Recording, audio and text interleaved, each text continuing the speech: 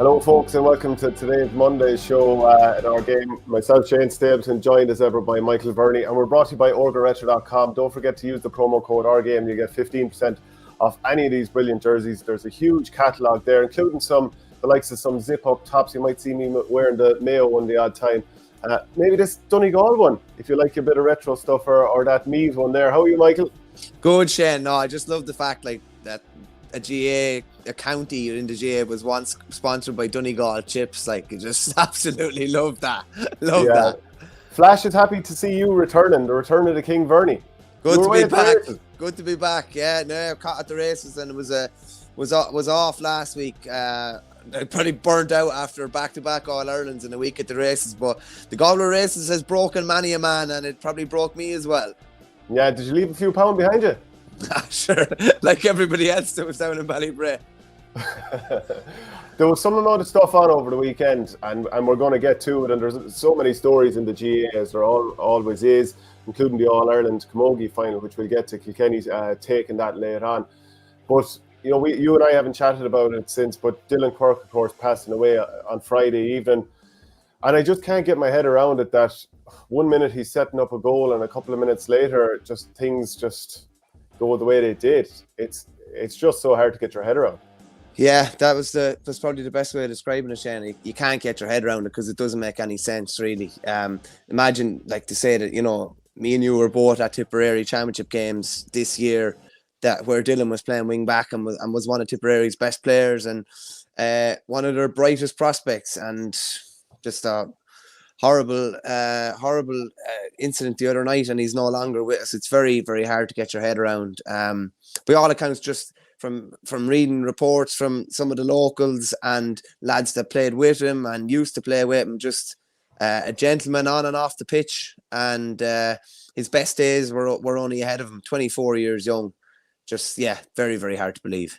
Yeah, it just kind of sends chills down your spine when you think about it, and how fragile everything is, and how quickly people can be taken. And we've seen it all too often this year already. The likes of Kate Moore and what happened with Damien Casey. It's hard to get your head around these things. It's just absolutely horrible, and I'd say it just resonates across the country anytime something like this happens, when life is taken too young, because so many people have felt it in their community at some stage over the course of their life. So just absolutely horrible, and you just feel so sorry for his friends and family, and obviously just such a shame that Dylan wasn't allowed to fulfill his potential. Yeah, just Shane as well. The guys that were on the pitch with him the other night as well.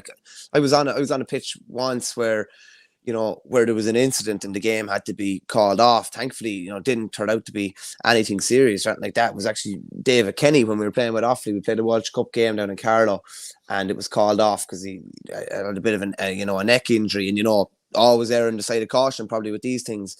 But imagine to say that game was abandoned the other night, and a guy who left probably his family home that day to play a match and didn't come back home.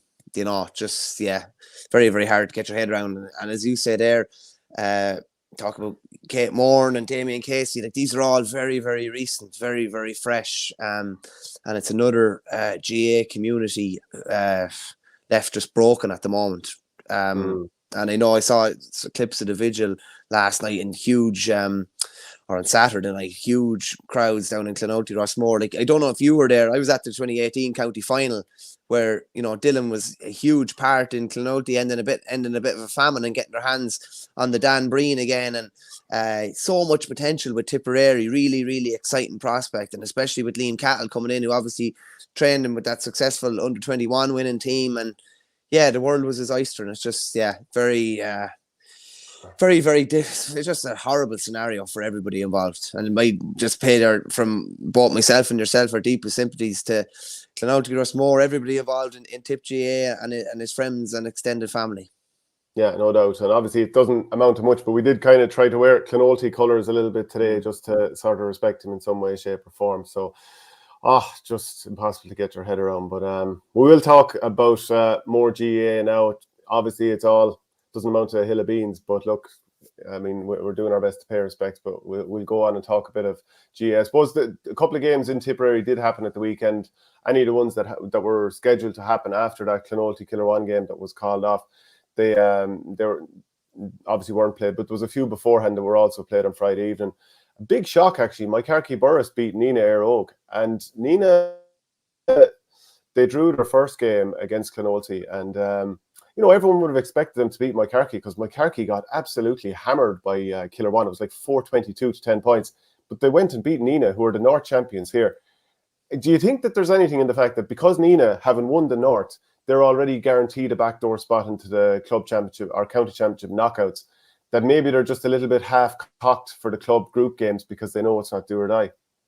There could be, but they definitely shouldn't be. Like, Nina have been hit and miss the last good while. And when they're good, they're very good. And when they're bad, they can be very, very bad. And they were obviously, really, really poor the other night. Couldn't have envisaged that one coming at all, especially based on previous results.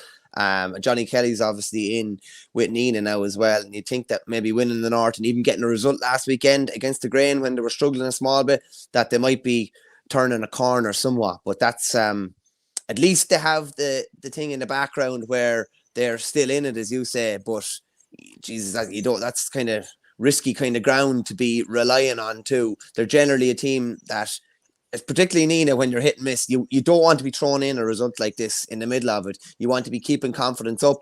You want to be keeping the foot to the floor. But while we probably focus on Nina because they were a team expected to win, massive win for Moycarkey Burris. Like, not been smart. If I'm going down through the pecking order of senior hurling teams in Tip, like, they're not in the, they wouldn't have been in the top 10 or 12 probably for me, realistically, and maybe even a bit further down. So huge result for them, and hats off to them. Yeah, because, and I know in the first game, I think Max Hackett went off injured early. I'm not sure if he featured the other night. Ree Shelley had been injured as well, the goalkeeper. So that is a huge result there and gives them a great chance now going into the final group of games. Upper Church beat Mullinahone by 23 points to 14. Upper Church are going quite well at the moment. And of course, even in the football last weekend, they also had a win. So Mullinahone, it's really not happening for them in their first game. They were in a great spot to beat Toomevara late on when Owen Kelly scored that penalty. And when I say scored, I mean he hit the ball wide and a goal was still given because it clipped off the flag, and a bit of confusion there. But Toom still came back and got a draw against them. So they have 1 point out of 4. Not exactly flying there at the moment. So they have it all to do then going into their final group game. Darren Gleeson has been reinstalled as the interim manager on a 2-year term. Do you see that as any sort of a surprise?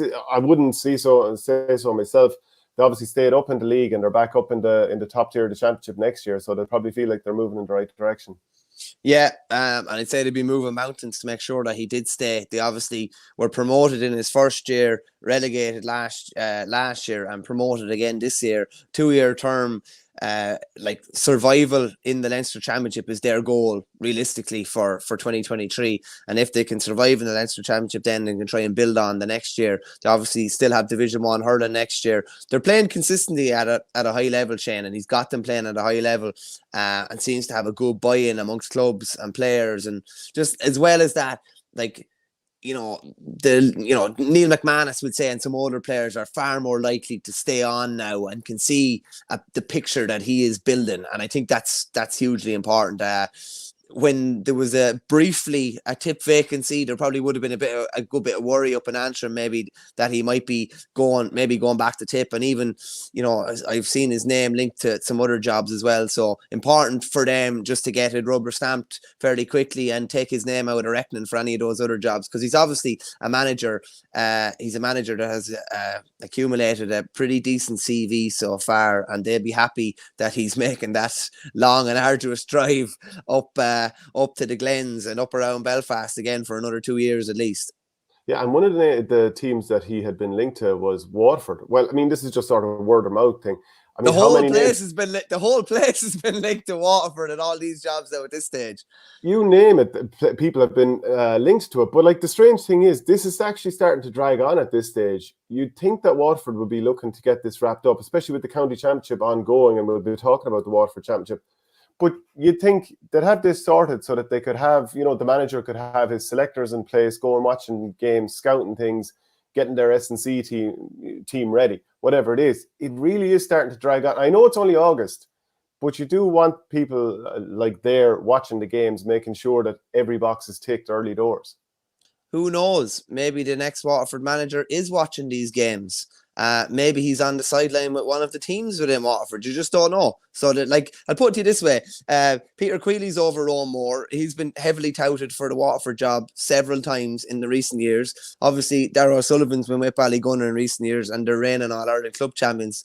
So maybe the Waterford Chiefs know a bit more than we do. Who knows? Maybe the next Waterford manager is watching a lot of these games, is scouting a lot of players, even if it's unbeknownst to me and you.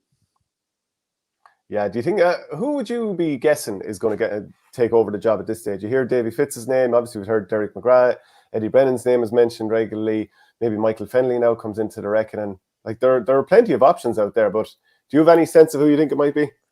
But you're saying it's gas. 4 or 5 days ago, the WhatsApp was going around in every WhatsApp group that Michael Fennelly was going to be a selector for Martin Fogarty, the new Kilkenny manager. So, like, you just cannot believe. To be honest with you, I just don't generally believe any of these things, unless someone puts their name to it in print.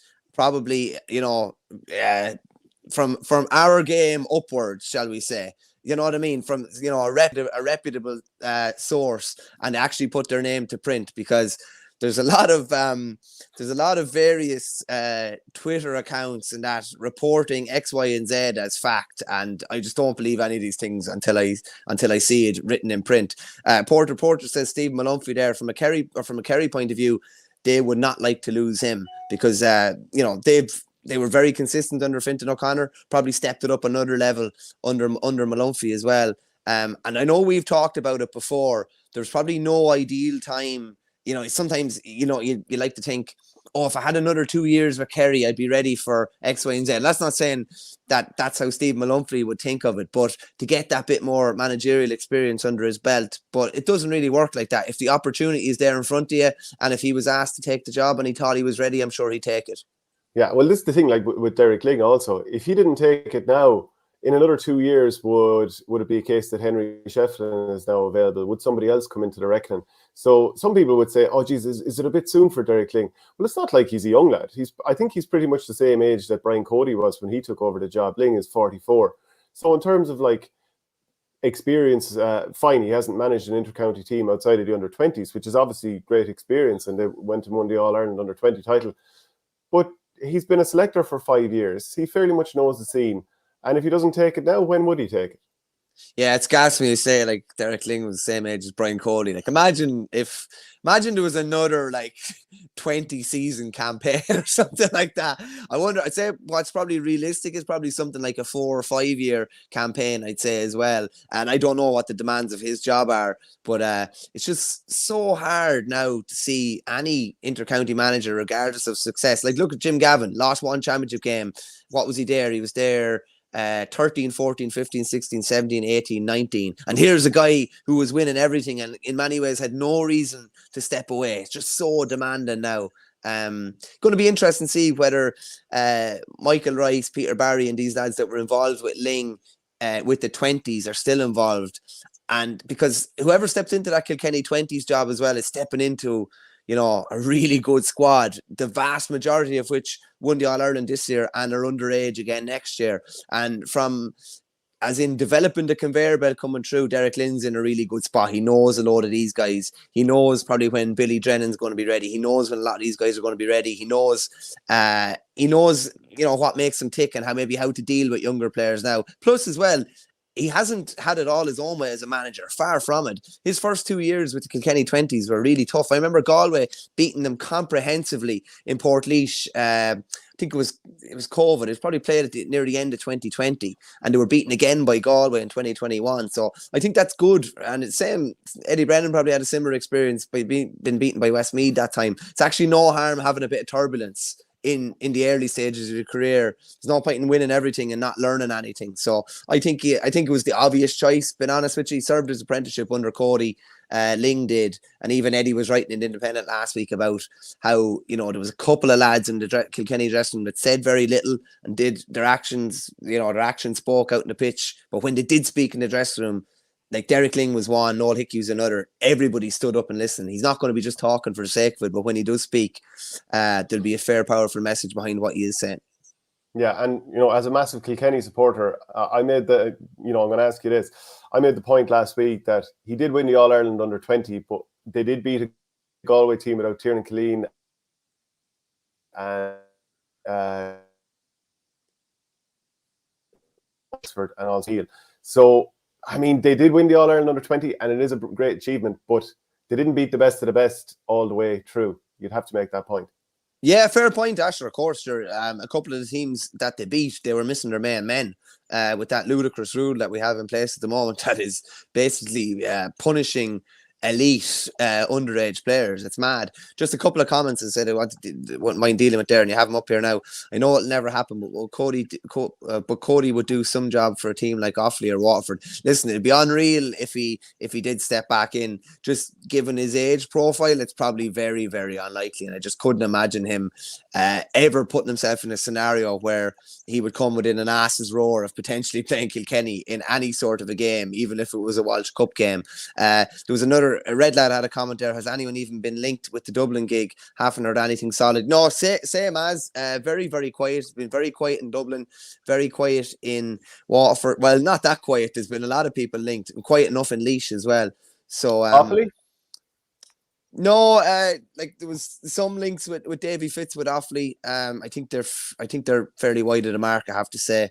I don't know, did Davy issue a bit of a come get me plea by saying he's stepping away from the Cork Camogie team on the same day as they lost an All-Ireland final yesterday? I don't know. That's me being a bit cynical. But there's probably 10 or 12 names, and you'd move them to different counties on different days. Do you know what I mean? Like, based on what you hear. And do you know what, Shane? Most of the time, what you hear, no more than Davy Fitz going to Galway that time, sometimes what you hear is what people want you to hear, while something else is being brought across the line. And that happens so often.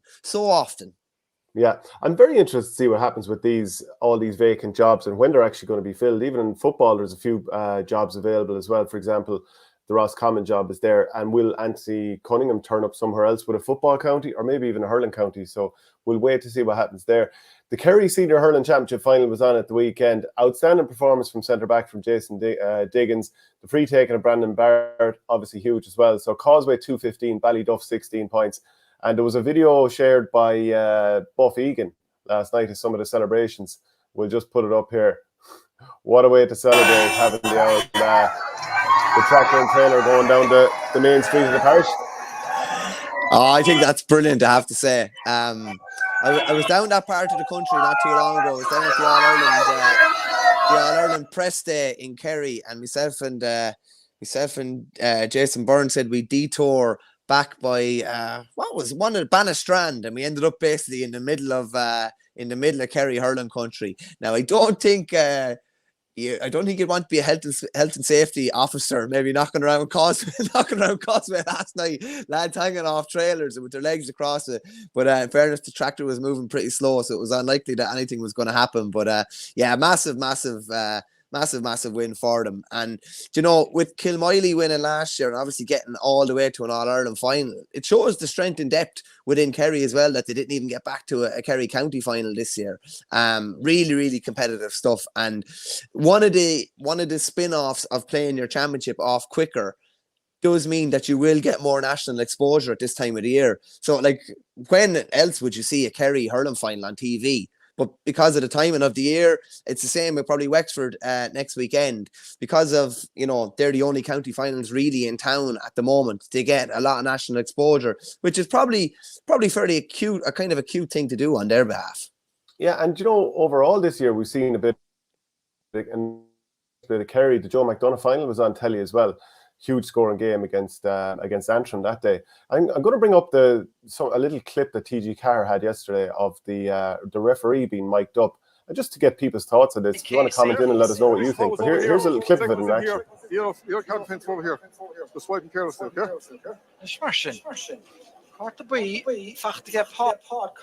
What did you make of that? I think it's a great innovation. I suppose you were saying to me that you were involved in the GPA in the past when there was those games and that documentary done where the referee was mic'd up, and I suppose you could hear players chatting in the background as well. and the players weren't aware of it. And we're unsure if the players were aware of it in this game yesterday. But I think overall, I think it's a great thing. Number one, if players realise this is going to be mic'd up, there's going to be less of the yapping. And also, it's great just for people to know what's going on. Yeah, from a player's point of view, you would definitely want to know beforehand. That's not to say that it would stifle you that much, because you're your natural exuberance, if you're blowing for a free or yellow card or something like that, is probably still going to come into play. But the players definitely would want to know. From a viewer's point of view, it's absolute gold. Like, you want to hear those conversations, you want to hear things explained. Like you've been on the pitch several times, I'm sure, in club games where, like, if you ask the referee what something was for, it gets brought forward 13 yards. Like, it's unbelievable. I was always told to never make a statement to the referee, to always ask a question. If you ask a question in a nice way, you can't say, ref, that was an awful decision or something like that. You just say, sorry. As someone said to me the other night, they said they always told underage teams to call the referee sir. Very sorry, sir. What was that for? So if you just, if you address them quite kindly, and if they still bring the ball forward 13 yards, then just forget about it. There's nothing you can do. That's just the way they're inclined. But I definitely think explaining things to the viewer and to the players is a huge thing. The best referees that I've been on the field with tell you why a decision was made when you ask them, and they explain it quite simply. There's no bull with them. To just tell you, listen, you're holding his hurl, you're pushing the back, it was, and you move on. Whereas the lads that just like put the finger up to the mouth or something like that when you ask a question, it's like that just drives you mad. It drives your management mad. It drives your spectators mad, and it's far more likely to be a flashpoint then as a result of that. Plus, as well, when referees do things like that and don't explain decisions, tension builds up, and it's far more likely for something to happen, a controversy to happen in a game where there's no reason for it to happen. Yeah, it should kind of stamp out a bit of ignorance from both sides, both players mouthing and then referees sometimes being ignorant back. That can happen. Isaiah Sully 180 says they'd want to give a strong language warning before every game if they're going to mic up refs. SL says the ref being mic'd up offers players a chance to learn more about what each ref looks for, and more importantly, what the ref actually sees. We actually had a manager before who used to in team meetings before matches, he'd have his presentation and all this kind of stuff. And then we get to the part about the referee. And, it was, let's say, whatever referee, Paul O'Dwyer or something like that. And he'd always say, look, he likes to be called by his first name. And then the next time we might have a match and it'd be reffed by, let's say Fergal Horgan was ref or whatever, and it'd always be like, likes to be called by his first name. So one day we had a team meeting, and it was getting to that part, and I just put into the players group, likes to be called by his first name. And I'd say about 5 seconds later, the manager goes, and likes to be called by his first name. And the smirks left, right, and centre. It was good old crack.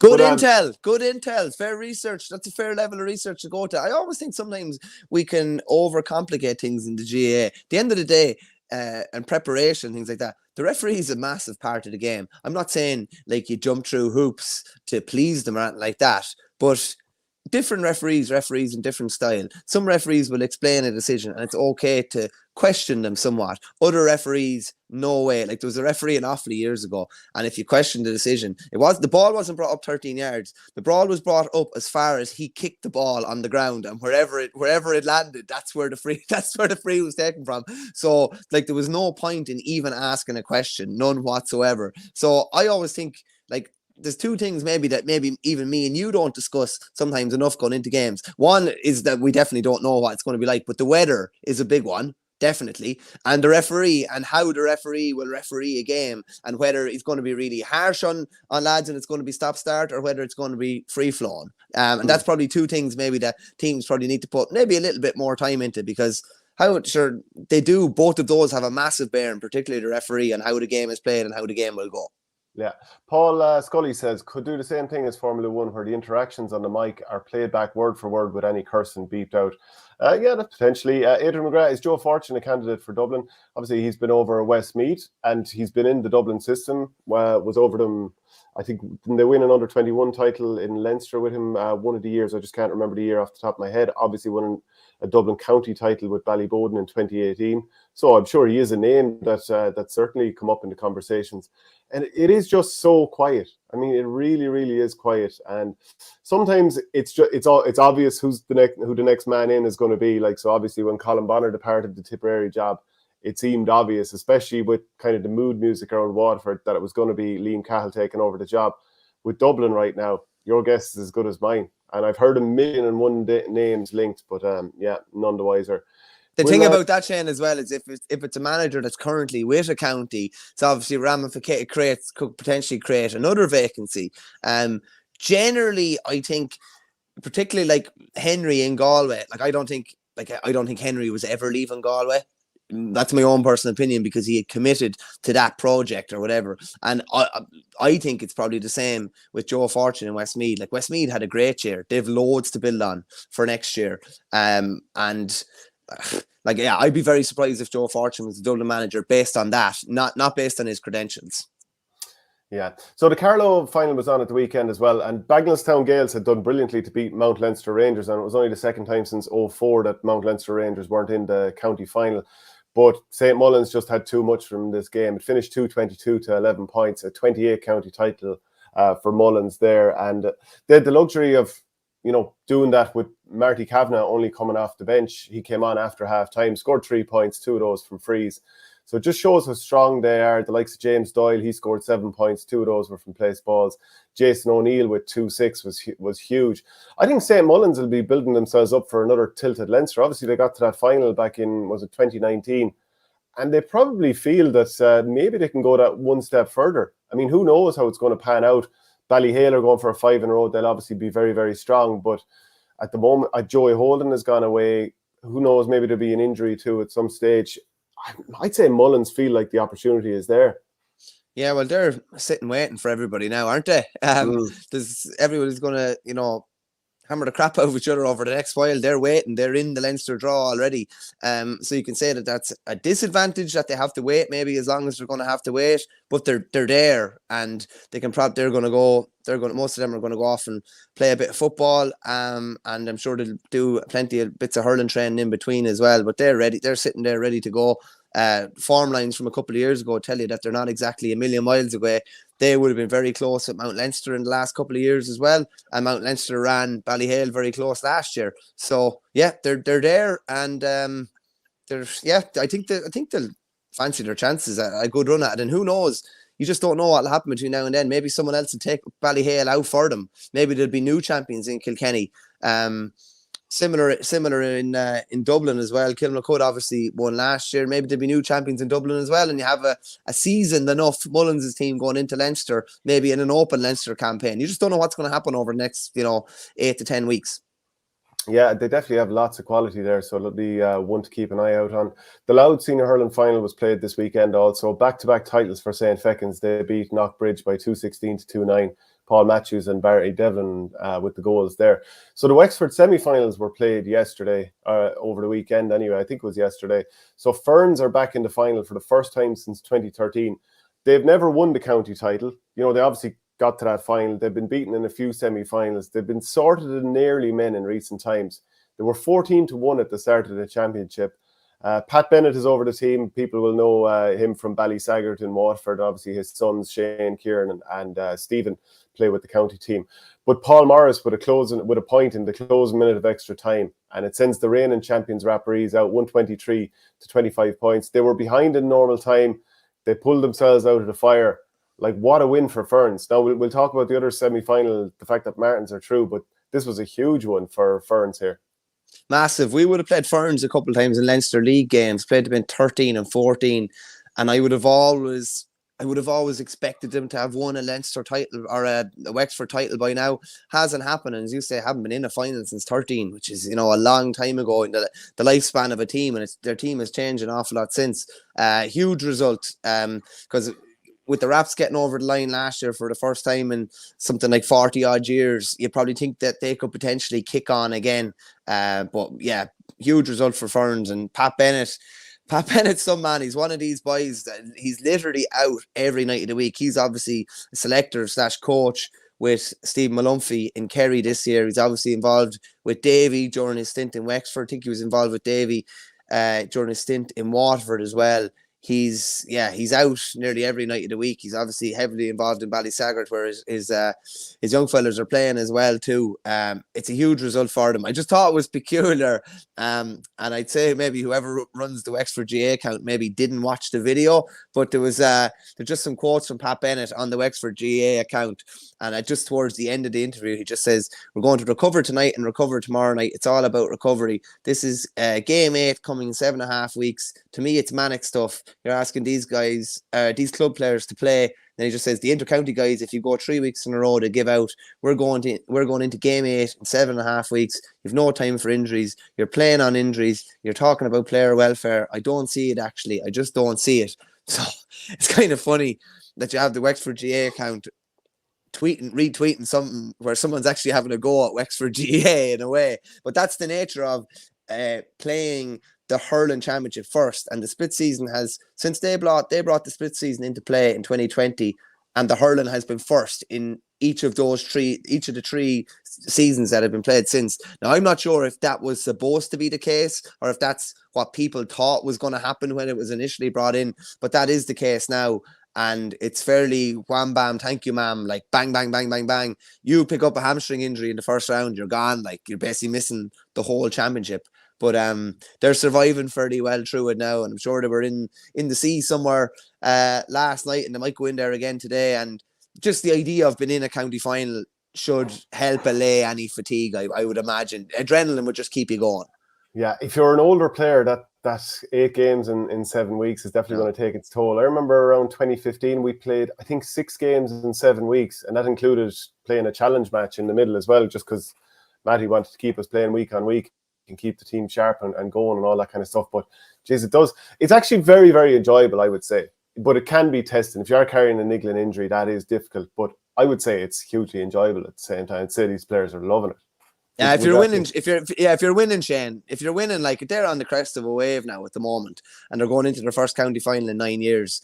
I think you just roll on. If you're an older player, you're probably doing very little training as well. You're probably just staying fresh. You're probably recovering. Like, I know now, I've played the last 5 weekends in a row, I think, or something like that, and you're just literally game, rest for 4 to 5 days, stretch in between, get yourself up again for another game. It's kind of great in a way. Like, there's very, very little training involved. You just need to keep ticking over and have a decent pre-season done. As my physio keeps saying to me, you've been training for the last 20 years. You don't need to be training the whole time now. And it's probably a fair point. You have a fair bank build up. But there's a lot of the time with a lot of managers, there's a paranoia that everybody has to be on the pitch the same amount of time as every other guy. That's just not the case. If you're 17, 18, you could train every night of the week and it'd be absolutely no problem. If you're 35 or 36, if you train twice a week, you're doing well. Yeah, and this idea of the 1 kilometer tests, you know, the sort of up and down 10 times 100 meters. Oh, God almighty. Now, obviously, it does help to have your team fit, but like, if you're an older player, I'm not sure how much extra you're going to get out of them. A lot of the time, the first yard is in the head, isn't it, of course? 100%. Brian Hennessy used to play with Barr, and we'd be doing sprints. I just caught the tail end of his career, and he'd be doing sprints and the whistle would be gone, and he would be for 3 to 4 yards gone out before anybody else. Just anticipation. You can't teach that. No. St. Martin's beaten Avena in the other semi-final, and to be fair to St. Martin's, that is some job now by Dahi Hayes, manager. They didn't have Rory O'Connor. He was on the water yesterday. He came on in injury time of their quarter-final win against St. Anne's and had to go off, so his knee isn't right. Joe O'Connor, his brother, is away. Jack O'Connor went off injured after 10 minutes. They have lads away travelling. I think it's only 7 of the players from 2019 county title win are actually there. So it's actually quite incredible to get them to the county final. Joe Coleman, he was on form. He scored 6. So did Kyle Furman. So maybe that's somebody that Darragh Egan will be looking at ahead of next year. But what a win there. And at the other side, Avena obviously just didn't get firing at all. I was out last night. I happened to bump into Conor MacDonald. He had a boot on his foot. So obviously he was carrying something during that game. But because they're missing all those players, and if none of those, well, like, I'd imagine Rory isn't going to play in the final. Joe O'Connor's obviously away. And a week out. Is Jack O'Connor going to be available to play next week? You'd have to make Ferns huge favourites to win their first ever county title. You're after hanging Conor McDonald out to dry if he was going for a few quiet pints up in Dublin last night. And I think you hung Matty Kenny out to dry earlier as well, because he was 100% was the manager that said, I went into detail about the referees' names and that type of thing. If I had a house, I'd put my house. If I had a house, I'd put my house on it. From a Ferns point of view, that those injuries that the Martins have and the lads that they're missing probably puts a bit more pressure on Ferns in a way, because there's probably a bit of expectancy now. Whereas if Martins had everybody, Martins will be probably firm favourites. It'd be some county title to win for, as they're called down in Wexford, for the Martins. It's not St. Martins, it's the Martins. If they could win without the O'Connors, hopefully Jack is able to feature in some respect in the final. But the nature of how quick it is does make it difficult. But he'll get. The thing about it is, you kind of put your long-term fitness into jeopardy in this kind of rushed situation where you end up, as Pat Bennett says, you end up playing injured and potentially, you're carrying a legacy injury on in a couple of months' time when the inter-county season kicks back on. How many times have you seen lads maybe play through the pain barrier and then 6 months later they're still carrying that bit of a knock, or they just haven't shaken it off as a result of that? So when I was younger, I remember we had an under-21 football final. We were playing with Ferban at the time, and one of the lads had a bad enough hamstring injury, and it's just like how are you contemplating not playing? You can just rest it for the next 3 or 4 months or whatever. And he did play, and he's probably had hamstring injuries for the last 15 years since as a result of it. You could probably pinpoint it to that one game. So there's a health hazard that comes with these games when played so quickly too. Yeah. You mentioned there the Martins, and I kind of came across it earlier when I was just looking at the Limerick results from over the weekend, and Gary Spillane are referred to as the Bouncers. If anyone knows why, I'd love to know why.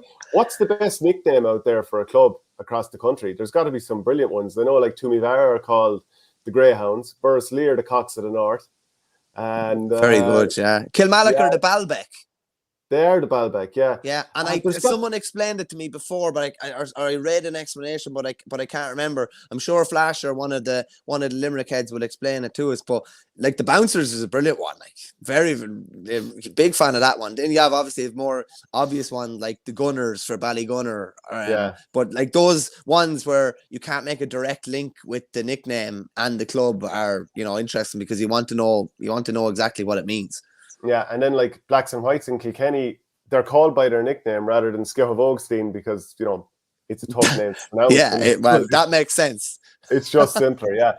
Rathnewer, by the way, they preserved their 81-year stay in Senior Championship Hurling. They beat Clockbawn, and this was a local rivalry. So these two teams do not like each other. They won 220 to 20 points. The goals coming through Michael O'Connor and Mikey Redmond. I think Jack Guiney was back and he was playing in that game. So the Limerick Championship, there was plenty of games on over the weekend. I'll just run through the results and then we'll kind of go into them with a little bit more depth. Patrickswell beat Ahan 219 to 20 points. Napearshig beat Kilmallock 119 to 118. Doon had a 120 to 114 win over Adair. Gary Spillane, the Bouncers, they beat Blackrock 217 to 118. Ballybrown beat Mungret by 225 to 114. And Kildimo Palace Henry saw off South Liberties by 18 points to 11. So Patrickswell hammered out the gate by the Balbeck the last day out. By 14 points, Kilmallock beat them. But a couple of goals for Jordan Higgins and Mark Carmody, Shawnee O'Brien, the Kirby brothers, they were all among the scorers here. So that's Patrickswell back on the front foot again. But they're going to have to do it without Keane Lynch this year. Aaron Gallan was actually held scoreless from play the other day. But at least they're back on the road. It was mad going through the match report on the Limerick Leader. Aaron Gallan and Dermot Burns weren't actually mentioned in the match report, and you're thinking that they won the game without probably the Hurler of the Year elect and potential Hurler of the Year candidate and definite All-Star in Gallan, and they're missing a 2-time Hurler of the Year in Keane Lynch. So that's it's a fair turnaround from the first week. I always think it's kind of difficult maybe when you're heading into a campaign. They're obviously in a county final last year. When you're heading into a campaign, knowing that you're missing a player knowing that you're missing Lynch who can just totally turn games. So other guys need to step up. Even like Jason Gallan wasn't even mentioned there. So they're the other players maybe that we don't refer to as much or don't get the headlines definitely stood up over the weekend. Gallan will, for them anyway, hopefully Gallan will catch fire in another game when he's needed even more. Yeah, Tom Morrissey, I think he scored 1-9, was it, against Adair the other day. He scored 15 points here, so he's absolutely 6 from play, yeah. 6 from play as well, yeah. That's fair going. But I think the Well had 10 different scores, whereas he hit 15 of a hand's 20 points. So there was, while it was a brilliant individual display, there was obviously a massive over-reliance on him too. Yeah, Flash says that Kilmallock is known as the Baalbek of Ireland because of the prevalence of so many ruined structures. Na Piarsaigh beating Kilmallock. Now, that was a huge win. Na Piarsaigh are on 2 wins from 2. They look like they're in sort of rude form. They have 5 All-Ireland winners on their team, so obviously there's no shortage of quality there. But having beaten Kilmallock and Doon in successive weekends, they are flying it. David Dempsey got the goal here, and Kevin Downs, William Henn and Peter Casey, they were all scoring. But Michael Houlihan was keeping Kilmallock in touch. He got 7 place balls there, I think. And Shane O'Brien, this under-20 player that, you know, we've seen with Ardskull Reach, and he looks like he's going to be a serious player. He found the net on the 44th minute, but they had a couple of missed frees and a wayward 65, so they couldn't quite get ahead. And then it was late scores from Downs, Mike Foley and Adrian Breen got the Sky Blues over the line there. But that's a huge win for Na Piarsaigh. And like, I think, are they looking for their 7th title since the breakthrough in 2011? Like, they're a serious team. They are. They go down through the names there. You're talking about 5 county players. Then you throw William Henn into the mix as well. Throw Kevin Downs, who was obviously involved with Limerick in 2018 as well. Like, they've got serious options. Did I see recently David Breen was back playing a bit with their second team as well? And I think Shane Dowland scored a free for their second team the week before as well. It didn't look like there was anywhere for the ball to go, and he still found a corner. So like, they've got big options.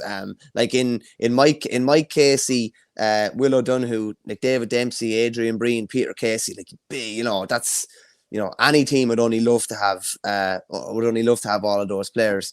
Kilmallock, interestingly, Tony Considine stepped away last year, and they were one of the last big club teams in the country, I'd say, to get their manager sorted.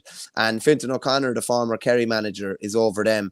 Like, a defeat, you wouldn't be worried from a Kilmallock point of view. Things weren't going well last year, and they turned the screw, and it just kept turning. So they were within a point and had plenty of chances to get a result in that game. So you would expect them to bounce back. Yeah, just a reminder, we're brought to you by ogreretro.com. Use the promo code OurGame and you get 15% off. A great range of jerseys and tops that you can get there. So definitely support Orga. And also, we've got our Thursday show every week. That's on patreon.com/OurGame. Absolutely brilliant if people would support us there to help the channel grow. We've had the Kieran Carey and Richie Power show, the Davy Burke and the Varley show all year. We're going to continue having stuff with them. They're going to be doing feature interviews with former players and managers and so on. So it would be huge if people could support us there. Just a $5 a month, and it only takes a minute or two to sign up. So that would be brilliant. Let's talk about Doon beating Adair. Now, so last week on Thursday, when I was chatting with Fintan O'Toole, who was doing the show with me, I was just like, Doon, at some stage, they're going to have to make the breakthrough because of all the quality they have. You know, Adam English, of course, he didn't play at the weekend against Adair in that 6-point win. Richie English, his brother, Darrow O'Donovan, Pat Ryan, Barry Murphy. They have so much quality in that team. And does Josh Ryan play with Doon as well? You know, the huge full forward for the Limerick footballers. I mean, he's a serious athlete as well.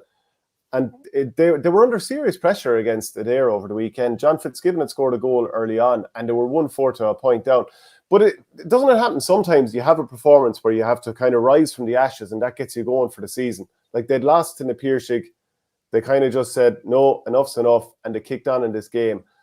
Maybe they could still win that county title despite a slow start. They've been very close. Obviously, the time they were in the county final a couple of years ago, Darrow O'Donovan was missing, and they were hit with a lot of injuries coming into that game as well. They obviously have Barry Murphy back as well now, who would have got the tail end of the training with Limerick, and will be absolutely bouncing coming in, no more than Peter Casey will be with Na Piarsaigh. I thought it was interesting. There's a few different interviews with Darrow O'Donovan over the last week, and I just thought it was kind of refreshing where he talked about coming back into Limerick training with a bit of a belly on him, or a bit of an arse on him, which is just, you just don't hear that anymore. And I thought it was great to hear the honesty from him And he's just saying that basically John Kiley be like always on to him about you need to shift that bit of weight. It's because that's something that kind of everyone can resonate with. But he usually plays centre back for Doon and is very, very hard to get around there. And his use of the ball is brilliant, obviously. But yeah, Dave obviously throw Pat Ryan into the mix there as well. Dave, yeah, like when you go down through the depth of it, it's probably still a bit behind the Piershik, but on a given day, as we saw last year, who did they beat? They knocked out. They beat the Piershik in the semi-final last year, I think. Actually, did they? Or am I? I think it was. Yeah, I'm struggling to remember because isn't it the last 4 or 5 years? It's the same 4 teams are getting to the semi-final. Yeah. So it can be hard to remember 1 year from the next. Sorry, it was Kilmallock in the well. It was Kilmallock in the well last year. But Doon definitely produced a big result against one of the bigger guns in the group stages last year. But I think they're knocking on the door. It's very competitive amongst those 4. Whether the likes of Carrick-Spillane or Ballybrown or any of these can actually break into that top 4 remains to be seen. But you definitely, you won't win much money saying that the county champions are probably going to come from that 4 again. Yeah, and like 1-5 for Pat Ryan. It'll be interesting to see if he can get a recall to the Limerick squad there. But they do have serious talent in that team. And Pat Ryan always seems to deliver for Doon. So I'm very interested to keep an eye on that. I just love the socks pulled up as well. It's real old school. Yeah, he's been doing that for years. There's very few lads doing that at inter-county anymore. TJ is still probably doing it at senior level, but you can probably name on one hand the amount of other lads that are doing it, Wally Walsh. Yeah, see, Wally's another one. But the thing is, like, sure, there are no socks that go up to your knee anymore, generally. This is an interesting one. We played a county final in 16 with Barr, and everybody got short socks, little socks just up halfway up your calf. And Barry Wheelan and Brian Watkins still got the long socks, so they had to order special socks for the 2 boys, the socks to go right up to the knee, because that's where they both wanted the old school kind of socks. But it's amazing how things have changed. I was only thinking the other day as well. We had a fundraiser the other night. It was an 80s night, and I was only thinking if you went as a GA player, I wish I'd held on to them. Remember those old cardboard kind of shorts back in the day? What? I just wish I'd held on to a pair of them, because it's like you'll never see them again. Like you'll never see the old towel gripping. You're never going to see any of that crack again. It's amazing how the GA has moved fashion-wise almost in the last 5 years. Like sometimes you see the All-Ireland gold, and let's say it's some of the games from the 80s, and you see those shorts, those sort of cardboard type shorts that you're talking about, and they were bet onto, lads. I mean, they were barely legal, I would have said sometimes. But A Sully 180 says Drumcullen and Offaly are known as the Sash because they have a diagonal stripe in their jersey. I'd say there's actually a lot of clubs that are called the Sash for that very, very reason. The Sash or the seatbelt, yeah. They've a red stripe going through their jersey, yeah. The Sash or the seatbelt, yeah. Do you call them the seatbelt? Disrespectful? No, I don't think. No, they wouldn't take too kindly to that now. No. Gary Spillane, the Bouncers beat Blackrock 217 to 118. Goals from substitutes, Paddy Kennedy and Callum Sheehan. Ballybrown had a nice bit to spare against Mungret. That's 2 wins from 2. And Colin Coughlin scored 6 points from midfield. No better man to drive it over from distance if you give him the opportunity. Hey, Shane, tell you a good one about Colin Coughlin. I wasn't covering the under-20 game, but I can't remember who played after that day. The under-20 All-Ireland final. I can't remember who played after. Cork beat Tipperary, and we were doing interviews in the dressing room after, and it was obviously the dressing room that Limerick had used, and Colin Coughlin's hurl was in there, broken in 2 after the under-20 final. He obviously had a shot to draw it. And I just said, feck it, I'll take this hurl and bring it with me. So someday when he scores the winning point in some game, I'll have this hurl out in the car and maybe hand it back to him and think of how far he's come from that day, maybe. Adrian McGrath says St. Brecken's in Clare are called the Spa from the mineral water wells that people used to go to for their health. So that's an interesting one. And Flash says Ballybrown are best equipped to potentially break apart that Big Four this year or in the years to come. The final result then, Kildimo Palace Kenry beaten South Liberties by 7 points there. Kyle Hayes doing a bit of damage, Barry O'Connell as well, 12 points between them. So I think it's interesting with Kildimo Palace Kenry that they've come up from intermediate level and straight away they seem to be doing quite well. I wonder where they can kick on to. Okay, let's move on to the Kilkenny Senior Hurling Championship. All of these games were played on Friday and Saturday to open up the door for people to be able to go to the All-Ireland Ladies Camogie final on Sunday. But Tullaroan, they beat Clara by 24 points to 217. Dixborough put up a huge score against Glenmore. This is a Glenmore team who had beaten the Village the week before. That was 423 to 111. So that's a fair old beating there. Ballyhale put up 126 against Mullinavats, 113. So I think that's 2 losses in a row for the VAT. Are they called the VAT? Yeah, no, I think so. Yeah, I think so. Yeah. And it's referred to, if you're saying Ballyhale, you have to say Ballyhale, don't you? Ballyhale, Ballyhale, yeah. And James Stevens, the Village, beat Greg Ballycallan 215 to 13 points. Also, Bennett's Bridge put up 21 points, so Loughlin Gales is 112. The Bridge. The Bridge, yeah. And Erin's Own, is that Castle Comer, or am I mixing? They're actually just referred to as Comer most of the time. Comer. Yeah. Beat Lisdowney 22 points to 113. So some big results there. And read out Adrian McGrath's comment. Okay. It was sulphur water, which has a very strong smell. My father and uncle from Lisdoonvarna called it water with a fart in it. That horrible sulphuric smell that sometimes comes from the toilet. You can get it in the morning after overnight or whatever. But yeah, it's a horrible, horrible smell. A great description, a very apt description. People from the country have a good way of describing these things. Yeah, it kind of cuts to the quick there. But who are you fancying in Kilkenny this year in terms of like who's most likely to break Ballyhale's stranglehold? I'd have to. It's kind of. I always think it's hard to call it. In these early kind of stages, have to see when a team like we wouldn't have thought that O'Loughlin's would like run them as close as they did in the county final last year. But when they had the momentum build up, you're kind of thinking maybe they can. But it looked very unlikely at different stages.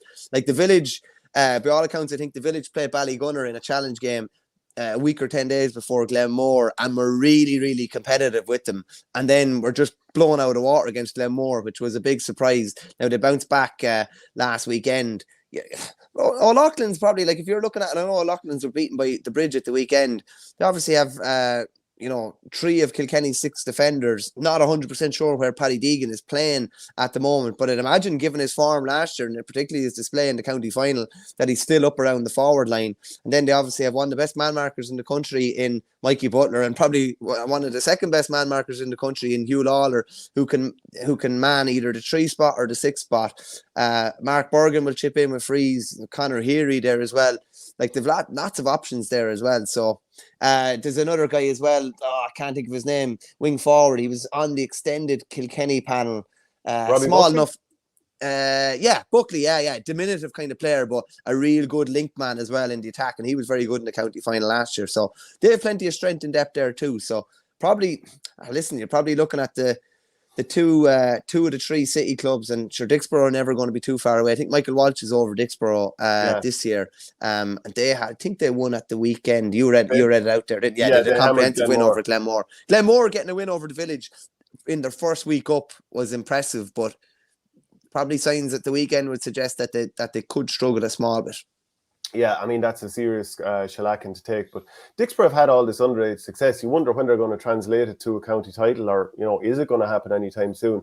But it is within the city that you'd imagine that would happen. A Porter saying, why are Toomevara known as the Greyhounds? I presume it's because there's probably a lot of Greyhound trainers in the area. I'm not actually entirely sure. But if someone actually does know the answer, let us know there. Please put in a comment, whether it's on Twitter or YouTube or Facebook. So the Antrim Senior Hurling Championship over the weekend, O'Donovan Rossa put up a big score on Kerry Fogs, 331 to 317. Dunloy fairly battered Ballycastle, 229 to 116. So a couple of hefty victories in Group 1. In Group 2, Lochgiel Shamrocks, they just went down against St. John's of Belfast. Down man, Oisin McManus, he scored 10 points for St. John's. And Rory Old Cushendall beat Naveena without any fuss at all, 230 to 7 points. Neil McManus scored 115. Earlier that day, he helped resuscitate a man who'd had a heart attack in his car, himself and some other lady. I just can't remember the name off the top of my head. But a big day for him now, to be fair. Yeah, no, in fairness, Jerome Quinn, the videographer, kind of GA videographer, seems to get all around the country and seems to have his finger on the pulse for a lot of these really good stories. And he obviously interviewed McManus after the game, but that's some 12 hours to put in between helping to save a life and then scoring 115 in a championship game. It's some going. We're not surprised though, given he's been doing it at senior level for the guts of the last 15 years. Yeah, absolutely. We meant to mention this a little bit earlier. This was in Wexford. Was this Was it even a yellow card? Was it even a yellow? I think it's in Cork, Shane. I think that's Oh, the sorry, Barr's Cork. playing. I think it is. You'll have to play it again there. Yeah. He let him have it. He fairly let him have. And you can hear The stroke by 12 is obviously late, shall we say? It's a little late. The stroke from 2 is like it's imagine at county level. Like genuinely, you're looking at 3 months, like realistically. Yeah, it's I just love how nonchalantly the referee just throws up the yellow as if to say like he's giving him a yellow for 3 like ticking offences or something like that. It was there we go. Tomas ask him more on time on it works for the sorry, I thought it looked like Parky Rin, but it was an awful stroke. Again, if it is at intermediate level, you do just get away with stuff at intermediate level that you wouldn't get away with at senior level. That wouldn't even be a yellow at junior level. Look, I didn't see much in it. I'll be honest. Play away. Nobody was hurt. Are we sure that wasn't Rory Hayes? Oh, stop! But I'm only joking. No, obviously that was a clear red card. But Jesus Christ, yeah, it's true though. At those lower levels, sometimes you see some very tasty stuff, and the amount of stuff that isn't caught on camera too, or the amount of stuff that happens away from where the action is happening on the field, and you have a couple of lads dunting at the other side. I mean, these things happen all the time. So, like, what do you expect when you put 30 lads out with weapons?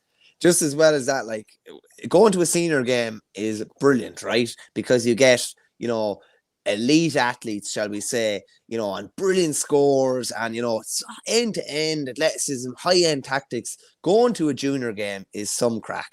Like, you could do, if you're going to spend 90 minutes at something on a Saturday or a Sunday, go to a junior game. You're guaranteed you will be entertained. It's just, you just do not know what's going to happen. There's something that about, sometimes a lack of fitness. Lads been on the beer potentially the night before. It's just so entertaining. Anything can happen. Some of it is such old school GAA. It's brilliant. Yeah, or like lads, begging for a cigarette as they're being substituted. And the cigarette. I've seen lads in the dugout actually light the cigarette for them and handed it to them. So they're still not off the field to play and they're puffing away. It's quite a sight to behold. Yeah, no, it's and brilliant. Actually, I think junior soccer is also brilliant for that sort of stuff. Lads showing up late, lads showing up, in rag order, all sorts of stuff, and it can lead to hilarity out in the field. Even the mountain that's going on out in the field. It's Sunday morning, Shane. If you fix Sunday league soccer, if the games have been fixed for 11 or 12 on the Sunday morning, like what do they expect? You're gonna get that, and you get all the hilarity kind of that comes with it. Yeah. Okay, so the Offaly Championship was on over the weekend. Kinnity 415, Rhinas 221. Your own Barr beat Clodia Gales 22 points to 12. Shinrone saw off Coolderry, and I think Coolderry are now out 116 to 115. And Belmont beat Ballinamere 121 to 215. But better still, you were playing for the senior B team there in Barr, and you had a lovely little evening for yourself, didn't you? we had a right win over Kilcormac Kalati on was a Friday night. We were down by 9 points at one stage. We ended up winning 124 to 316, and I went into the pub after just to meet a few of the boys, and all I got bombarded with straight away was a brilliant goal for the ages that I scored into the wrong net. The ball was in around the square, and I probably had time to pick it up. It was in the early stages of the matches in the first 5 or 6 minutes, and I went to pulled about 2 foot over the ball, which is obviously not the first time that's happened, and then somehow bundled the ball into the net. If you were a striker, it was a soccer team and you're a striker, and that's a classic, like, Sean Goater style goal, or an Emil Heskey just getting the ball over the line. But when you're putting it into your own net, it's far from ideal. And the fact that we managed to actually win the game as after that is a bit of a miracle in itself. But the way the GAA is, doesn't matter whether you won a game and it was brilliant. Boys will just absolutely cut strips off you straight away, leave your feelings at the door. So when the ball hit the net, or as it was traveling over the line, give me your headspace. What were you thinking? To be fair, if it was 5 or 6 years ago, I'd probably be like, oh no, this is a disaster. I kind of thought it was down the far end. I thought maybe not that many people saw it or saw me kicking it over the line, but it turns out they did. But when you get a bit older, you're kind of just like, all right, next ball, let's go again. But I didn't think people would have seen it. and as obviously as they clearly did, because I thought there was a lot of people around me. There clearly wasn't, and I bundled the ball in over the net. But listen, it's grand to laugh about it now because we got the result. I'd be crying in my soup for a week, I'd say, if we'd lost, and that goal was the main reason we lost. Is it the dumbest thing you've ever done on a field? Oh, Jesus, no. Played an under-16 game one time. I think I said this to Richie Power recently on a show. Played an under-16 match after staying up to watch a wrestling pay-per-view the night before. We were hurling on a Monday morning at 12 o'clock, and I was playing full back, and I was taking the puck outs because our goalkeeper didn't have a great puck out, and I threw up the ball and missed it. It was in a challenge game. So that's probably one of the dumbest. I also did that in a Fitzgibbon training session before as well.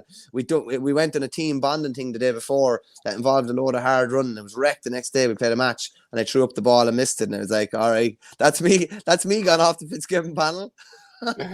One day, I think I told you this before, I was playing a junior soccer match. Funny we should bring it up, and I think it was a little bit worse for wear, and some ball was being played. I was playing centre back, and someone played a ball in behind me, so I just turned back and I got there first, but I was so hungover I didn't feel like trying to turn out with the ball and playing it out or whatever, so I just decided to kick it out for a corner, but I miskicked the ball with my instep and buried it into the bottom corner of the net. And then you did the Alan Shearer celebration. It was a very comprehensive finish, but that's why I asked you what was your reaction when it went in. Were you disgusted or whatever? I just started laughing, and so did the whole sideline, because especially with soccer, you're just not taking it that seriously.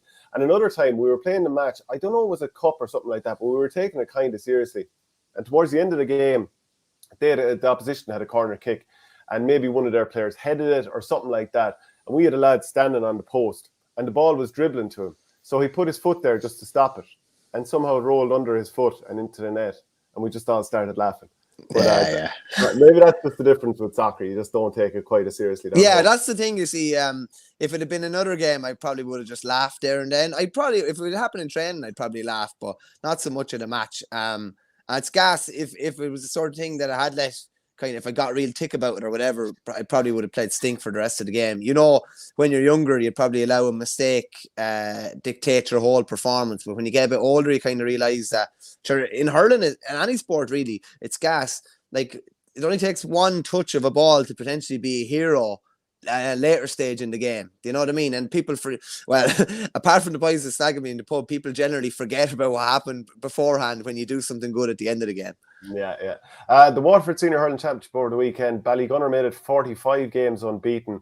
It goes back to, is it 2013? No, or is it 2015 since they were last beaten in a knockout game? So It's a long, long way. Desi Hutchinson scored 8 from play, so 5 points to 1-8 against De La Salle.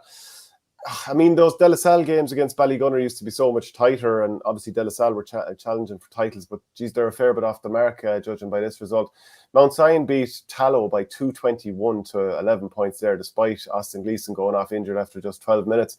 Stephen Roach, he scored 6 from play, and Dungarvan drew with Clonee 119 to 119. Can you make any case for Ballygunner being dethroned? No, and it's a very strong sign that there's absolutely no sign of complacency whatsoever. De La Salle had a goal chance with inside 20 seconds, and I believe Stephen O'Keefe pulled off an outrageous save, and they scored the resulting 65, and then Ballygunner reeled off the next 14 points. 14 in a row. Next 14 in a row, yeah. And it was 14 points to 1 at half time. Just really, really clinical stuff. There's probably going to have to be a series of things that are going to have to happen for Ballygunner to be dethroned in Waterford. And it's probably going to have to be injuries, sending offs, a bad day, a couple of fluky goals. I'd say...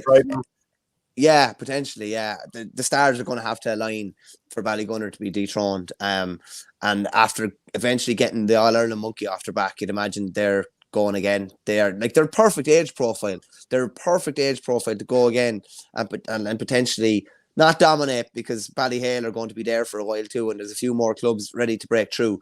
But they want another All-Ireland, I'm sure. I'm sure they got the thirst for it, and they want to experience that again. They've been outsiders looking in at it for long enough. They'd be my favourites for the All-Ireland club title again. And obviously, like you're saying, Ballyhale have to be in there. But to be fair to St. Thomas's, how close they went against Ballyhale last year, you'd have to put them in with a right shout this time.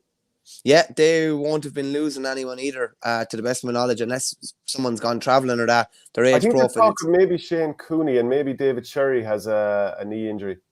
Sorry, Shane Cooney would have missed the All-Ireland semi-final and would be under pressure, could be still under pressure to feature this year for the club, I'd say, on the back of that injury. Was it crucial, wasn't it? Was it crucial? Was, yeah, I think it was, yeah.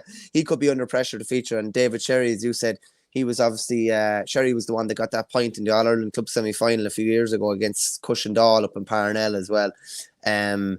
But I'd say the 4 All-Ireland semi-finalists are going to think they can potentially get back to that stage again. But there's a lot of balls to be poked between now and then.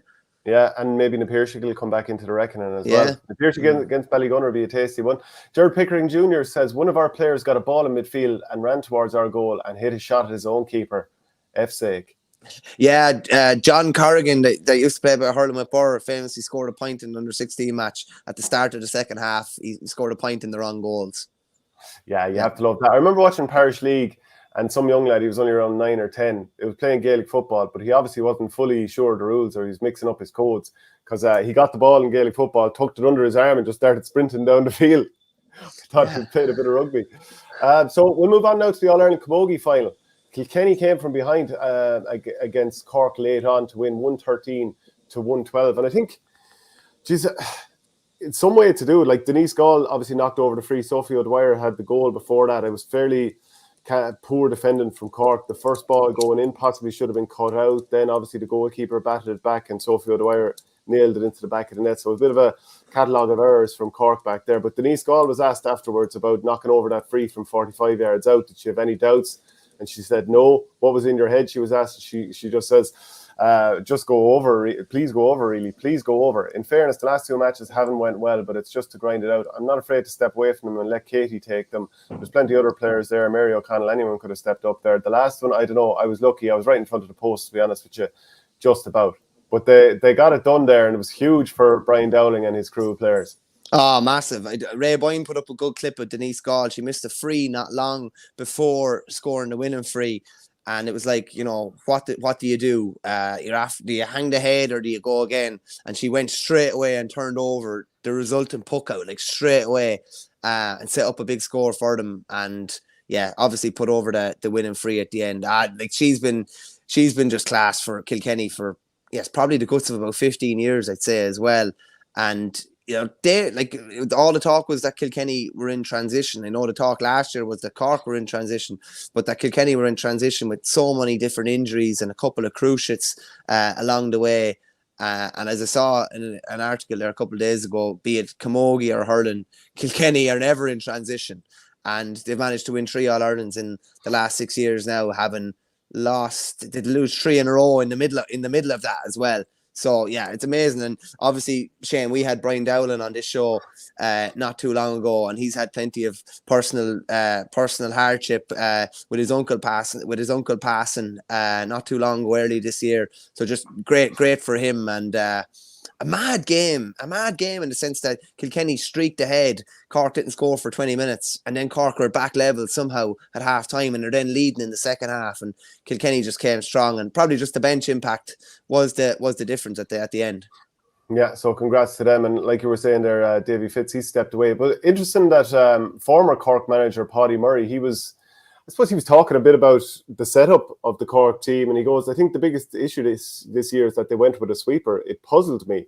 So I can't imagine that would have gone down too well with the Cork management when they saw or heard what he said afterwards. Well, no, because obviously Matthew Toomey would have served time under Paddy. So yeah, listen, it's a fine line with your pundits. You want them to say things, but it's fairly close to the bone for a guy who was managing the team, for the last number of years, to even take a couple of pot shots at management, and even a player or two in there as well. But yeah, I don't know. He definitely questioned the sweeper system big time. But it hadn't done them any harm. You're not going to blame the sweeper on them starting slowly. They obviously started very slowly in the semi-final against Waterford as well, and found a way. They were in a winning position, Shane, as well. You have to say, it's not as if they were chasing the game the whole way. They weren't. They got themselves in a winning position, but Kilkenny just came a bit stronger at the finish. And just a special word as well for for Katie Power, who was obviously, there was a picture after the 2020 All Ireland of her with the two crutches in the air. Then 2 years later,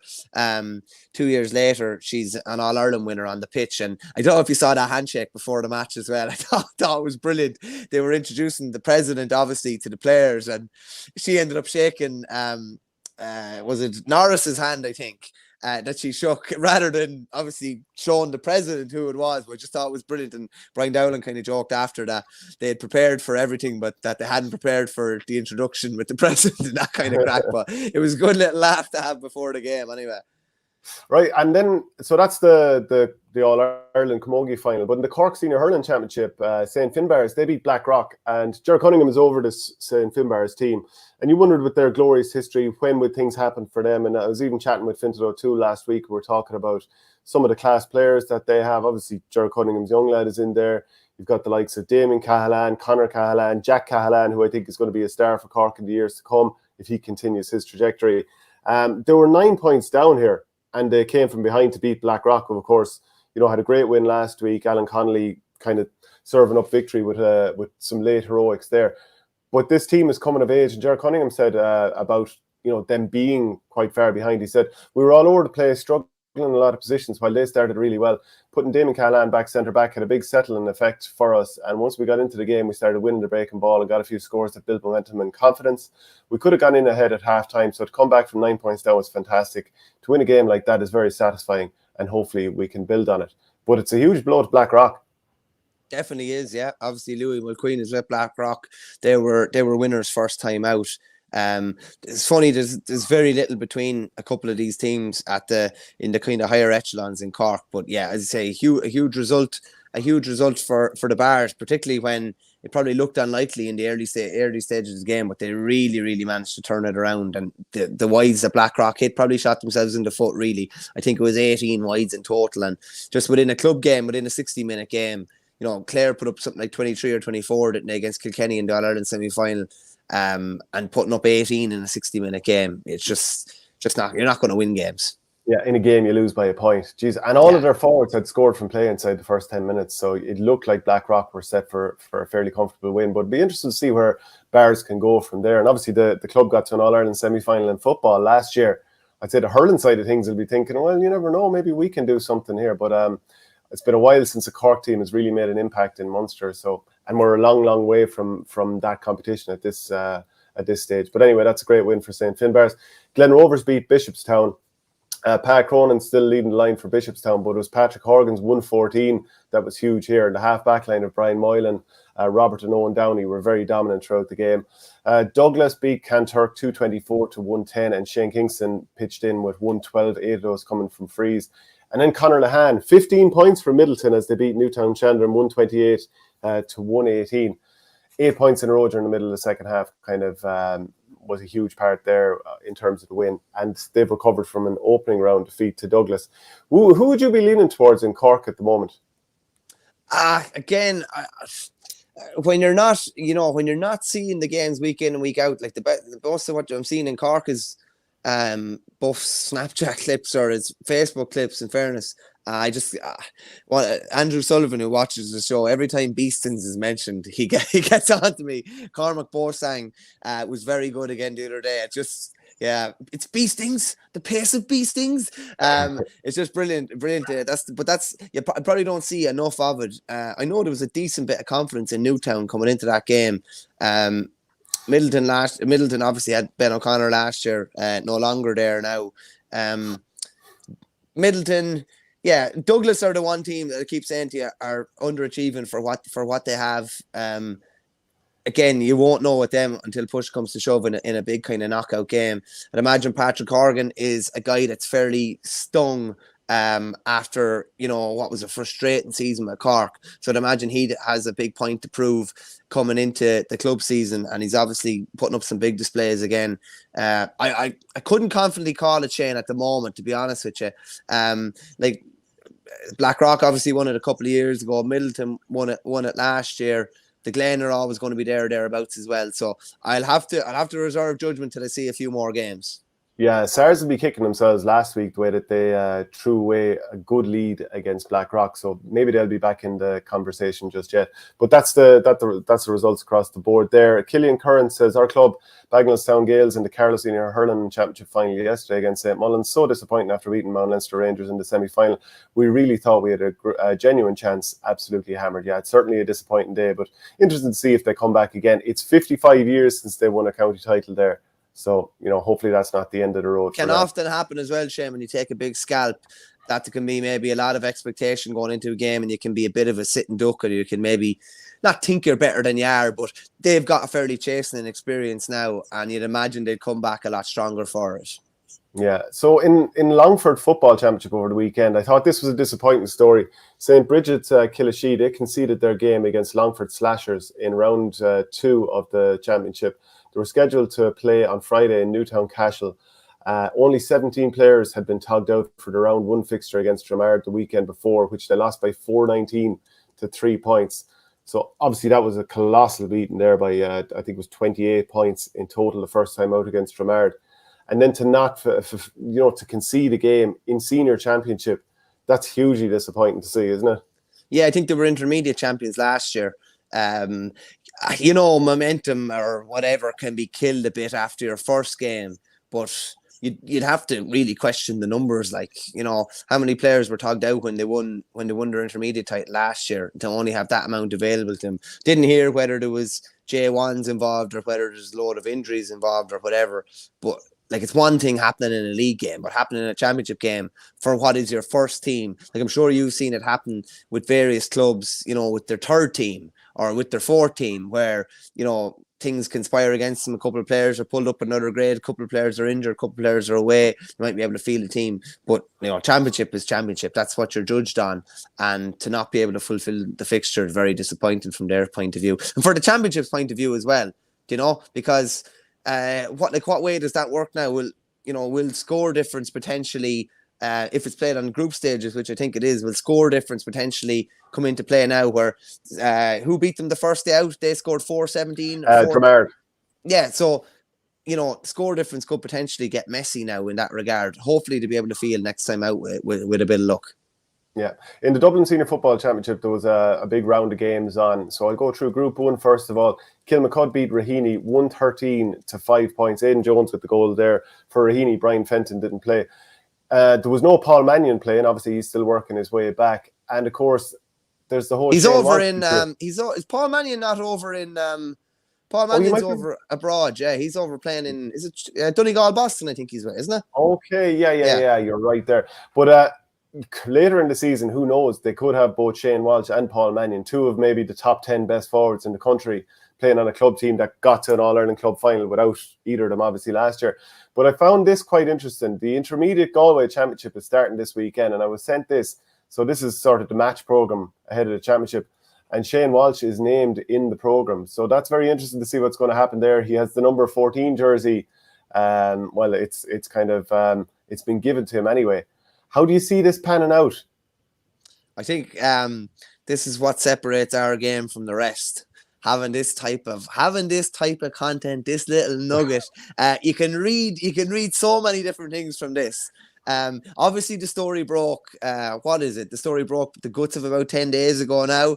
So is it a wishful thinking thing on Kilkerran Clonburn's part? Is it you're still with us, we're naming you at number 14? Like, I presume like he hasn't trained with his club, like, because if he sought a transfer, I assume he hasn't. That's an assumption to make. And obviously Crokes played at the weekend, so it's kind of gas. And the fact that he's looking for a transfer as well, and it's for third level reasons. He's in third level at the moment. There's actually a rule in the GA book, the rule book, where you actually, it's part of it that you cannot seek a transfer. It has to be on permanent residency, not temporary residency. So it'll be interesting to see if that comes into play. And I thought it was interesting too that when it initially came out, there were probably some snap reactions from Kilkerran Clonburn, where it was like, we're going to fight this, almost like we're going to fight this till the end. And then a couple of days later, things that were said in the heat of the moment were probably retracted. And it was like, if Shane wants to go, we won't stand in his way or whatever. But it's going to be interesting to see how that plays out over the next while. Yeah, it might just open the floodgates, though, if it's allowed on, temporary accommodation, the student sort of notion. That would be a little bit messy. Yeah, very interested to see how that pans out now. In the other group game, Group 1 game, I should say, Temple Oak Sing Street drew with Ballantyre St. John's, 110 to 13 points. Group 2 saw Ballyboden draw with Coola, 16 points to 113. And Ballymun, I think I'm nearly sure I saw score updates at the time. I thought they were well ahead of Clontarf, but they only won by a point, 15 points to 14. In Group 3, St. Jude's, who are obviously perennial challengers but haven't gotten over the line yet, they beat Skerries by 117 to 10. And Nafina against Thomas Davis, I was watching a nice bit of that. 112 to 10 points win for Nafina there. And the thing about Thomas Davis is they just kicked an awful lot of chances wide. Bad shot selections, poor execution now and again. It really did. It was frustrating to watch at times. A couple of nice scores from the likes of Conor McHugh going up the other way. Group 4, Whitehall Columkills beat Round Towers of Lusk by 220 to 1-8. And Castle knocks off Lucan 216 to 111. And that's, I believe, without Kieran Kilkenny, because based on his Instagram anyway, he seems to be travelling somewhere, possibly out in Asia. Let's see, Kerry Senior Football Championship. Unless you have a comment to make on the Dublin Championship, do you? No, not really, no. The only thing I would say is I wonder how much some championships are been undermined somewhat. And I'm not saying it didn't always happen. Of course it did. But there seems to have been a bigger influx of players going over to America now, just based on the fact that they haven't been able to go the last couple of years. Some counties have probably, they won't admit this, but they've probably stalled their championships until late August, early September. So the vast majority will be back to restart college or go back to work or whatever it is, particularly guys that are in teaching jobs, whereas other championships have just ploughed on. And there's a lot of guys between the ages of 19 and 22, college going ages, that have gone over and are playing their trade over in America for the summer. Different counties have just, I would say, have treated it differently, shall we say, and started their championships at different times. Yeah, the likes of Mayo and Tyrone and so on, they won't be starting their club championships until September. In the Kerry Senior Football Championship, Naguil had a big win over Kenmare Shamrock. So this was a first ever win in Senior Championship for Naguil. Diarmuid O'Connor, he scored 1-7, including that decisive 60th minute goal. Spa beat, or is it Spa? Is that how they pronounce it? Spa, yeah. Yeah, Spa beat Dingle 3-9 to 13 points. That was a major upset. Despite lining out without Dara Moynihan, 2 goals from David Spillane sent the 2020 intermediate champions to a huge win there. Temple No beat Austin Stacks 212 to 1-8. That's the champions being beaten there by Temple No, a small little place like there. And even, just before we were talking about it, and even, Pat Spillane's son, Pat, the fact that he's transferred away to St. Jude's and they're losing obviously an important player for them and they're still getting a victory like this, that's huge. Yeah, Stacks were obviously Munster finalists last year as well, not just Kerry champions, a really, really good side. So that's, a huge win for them. I was looking at the Dr. Croak's team as well, that was named in the programme too. There's been a fair changing of the guard there. No Kieran O'Leary starting. Gavin White wasn't down to start. I'm not sure if he did start after. But, I think the vast majority outside of Fionn Fitzgerald are under the age of 25 now. So those teams that were, winning All-Ireland clubs, contesting a lot of All-Ireland semi-finals and even finals, a lot of that has moved on in the last couple of years, and they're probably transitioning a bit at the moment as well, but they still won't be far away. Yeah, William Brosnan says it would be amazing if Temple No could win the Kerry Club Championship. Jeez, it certainly would. Cairns O'Reilly, they beat Dr. Croaks, like you were just mentioned there, 23 points to 116. Ger Brown has done plenty of stuff for us on our game in the past. He was at the Roscommon Senior Football Championship over the weekend. Michael Glavies beat Elphin 110 to 10 points. Huge win without Conor Hussey, Cathal Heenan and Dara Heenan. And they're all injured. And Dylan Rowan, who's in America. Also, Oran beat Roscommon Gales 113 to 2-8, and many people are seeing Oran as the dark horses there with their lots of young talent. Roscommon Gales are managed by Frankie Dolan. Pork Pierce is very impressive against Tulsk, 112 to 8 points, probably still the team to beat, and obviously very frustrated with how things went in the Connacht Championship last year, so they'll be probably looking to get back there. And Bridget's, they had a one... No, they won Connacht. They won Connacht and were beaten in the semi-final, weren't they? Oh, sorry. I was thinking Mount Bellew, my lock would have been the one frustrated with that. Sorry, I had it the other way around. St. Bridget's, they had a 19 points to 113 win over Strokestown. Meant to be a very good game there. Diarmuid McGann, he scored great goal for Strokestown. Boyle beat Western Gales 3-13 to 112. Derek Craig, he scored 2-4. Boyle didn't have Enda Smith. Clonagale beat St. Folia's 2-14 to 13 points. 2 late goals there for Clon. In the Galway Football Championship, there was a double-header in Tuam Stadium yesterday. Carlastrand beat Monavea Abbey 110 to 10 points. Not a great game there, but obviously a great win for Carlastrand. Also in Mountbellew Mylock, they beat Anna Down 213 to 13 points. Damon Comer quite good there, but both goals coming from Patrick Kelly. So Mountbellew Mylock, last year watching them, they have a huge amount of quality, and when they beat Corofin, they were full value for it. So I'm wondering, can they kick on again? I think Peter Cook was back for Moycullen over the weekend and scored 5 points against Spittle.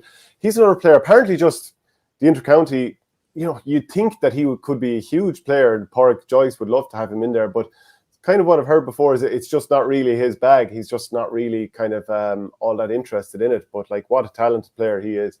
Just on that, Shane, it's just going to be interesting to see how well Galway did this year. And the fact that, the All-Ireland is maybe more open than it was in recent years. Will, the likes of Cook potentially, even if it's not his bag, will the likes of Michael Daly and a few more that would, really boost Galway? Will a big effort be made to get them on board? Will they, want to come back on board? Obviously involved in recent years.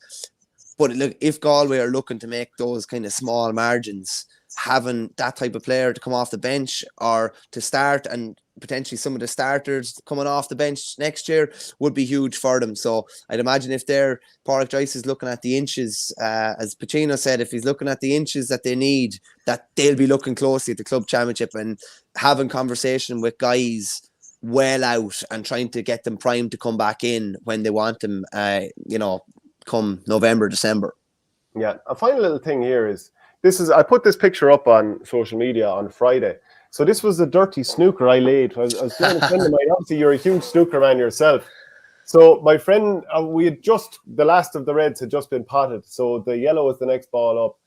I think I just potted the last red, and I sort of went up against the top cushion, bounced off the back of the brown, and obviously edged it out a small bit there. And he had to hit the yellow next. Have you seen a dirtier snooker than that?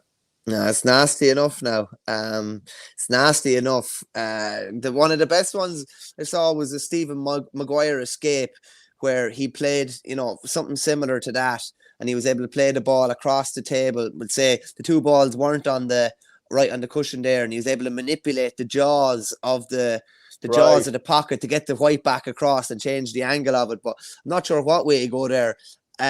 Is Dennis Taylor on Twitter? No, or you need to tag Angles McManus. I saw someone kind of half tagged him, but maybe quote tweet it to him and see, would he draw an imaginary line of where he'd go, or is there a couple of different ways you could get out of that? I think someone had put some lines up. If you go past, what we saying? You're going a good bit past the middle pocket on the left, off the top cushion, off the side, and down, resting on the yellow. But you'd have to be a fair magician to do it now. Yeah, and that's kind of what he attempted, but got nowhere near it. And then what I tried to do was, so I removed I decided to try and I put the white ball where the brown is. I just removed the brown and tried to go up off the right-hand cushion and back in across to the yellow. And I gave it about 3 or 4 goes. Couldn't get near it. Could not get near. Very well, I got kind of close, and you should expect to get kind of close. But going the other way around, the original snooker, absolutely horrific. Yeah, it's funny because when you're playing amateur snooker like that, obviously we're amateurs, we're not pros. You don't replace the ball if you miss it, because you can't. But you'd only love to keep them there all night if it was possible. Who'd win in snooker, Shane or Michael? We played once and you won, but that was a couple of years ago. I think we need to get the rematch going. No, to be fair, I think we played twice and I beat you the first time, and then we started a best of 19, and I think you were 3-2 up, and we haven't played since, and that was probably 2019, I'd say. Yeah, COVID got in the way. Yeah, we'll do it sometime. We'll live stream it for the crack, and there'll be smack talk galore. Oh, you can be sure of it. Okay, just a final reminder, we're brought to you by OurGameRetro.com. Use the promo code OurGame, you'll get 15% off. There's obviously a load of jerseys out there. Like, look at this Class Donegal one, that brilliant Mead one there. The Royalers. And also a reminder, please consider signing up for the Patreon show that comes every Thursday. And there's obviously the likes of match reports and lots going on there. It's just a £5 a month. huge for supporting the channel. And also, it just takes about 60 seconds max to do it. So it'd be hugely appreciative. If there you is could some do that. ball of content there. If you're only joining now, all the legacy content that's there over the last couple of years and behind Patreon, some absolute brilliant stuff there. Great feature interviews, and by all accounts, a lot more feature interviews to come. And there might be some legends interviewing legends over the coming months as well. Yeah, absolutely will be. Okay, brilliant stuff. Thanks very much, Michael. We'll chat to you all on Thursday. Cheers, Shane.